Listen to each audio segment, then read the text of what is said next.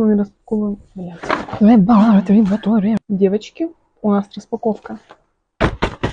Во-первых, как же охуенно, что Sunlight все-таки не закрылся. Сегодня мы с вами распаковываем два прекрасных украшения. Буду носить каждый день.